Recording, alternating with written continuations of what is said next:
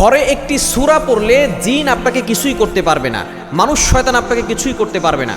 বর্তমানে আমাদের সমাজে ব্ল্যাক ম্যাজিক, কুফরি কালাম ঘরে ঘরে ছড়িয়ে পড়েছে এবং অনেক সময় অনেক ঘরের ভিতরে জিনের আসর থাকে। জিন এমনভাবে মানুষকে ক্ষতি করার চেষ্টা করে।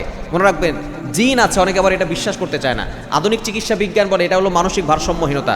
মনে করতে হবে, আমাদেরকে স্মরণে রাখতে হবে, যারা আমরা ইমানদার আছি, যদি কেউ জিনকে অস্বীকার করে তাহলে তার ইমান থাকবে না। কারণ আল্লাহ পাক রব্বুল আলামিন মানুষের ব্যাপারে একটা সূরা নাজিল করে দিয়েছেন সূরাতুন নাস, আবার জিনদের ব্যাপারে একটা সূরা নাজিল করে দিয়েছেন সূরাতুল জিন।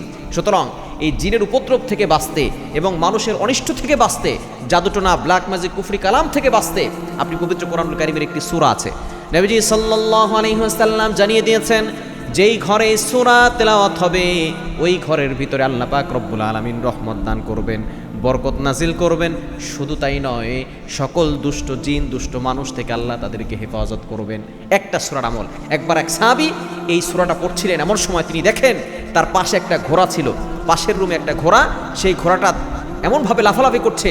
তিনি সেখানে গেলেন, যাওয়ার পরে দেখেন যে আকাশ থেকে কেমন যেন সকল মেঘমালাগুলো তার ঘরের নিচে চলে আসতেছে। এমন একটা দৃশ্য দেখে তিনি অবাক হয়ে গেলেন, নবীজির কাছে গেলেন, যাওয়ার পরে বলতেছেন যে তুমি যে সূরা তেলাওয়াত করেছো, এই সূরার কারণে রহমতের ফেরেশতারা আকাশ থেকে তোমার ঘরের ভিতর অবতরণ করছিল। এই দৃশ্য দেখে ঘোড়া লাফালাফি করা শুরু করেছিল। সেই সূরা হচ্ছে সূরাতুল বাকারা। যদিও সবচেয়ে বড় সূরা, আপনি যতটুকু পারেন পড়বেন। যদি পড়তে না পারেন রেকর্ডিং চালু করে রাখবেন, বিশেষ করে মাগরিবের নামাজের পরে যদি রেকর্ডিং চালু করে রাখেন, সকল বিপদ থেকে, সকল কষ্ট, অভাব থেকে এবং দুশ্মনের দুশ্মনী থেকে আল্লাহ আপনাকে, আপনার পরিবারের সকলকে হেফাজত করবে ইনশাআল্লাহ। সূরাতুল বাকারা আপনি তেলাওয়াত করার চেষ্টা করবেন।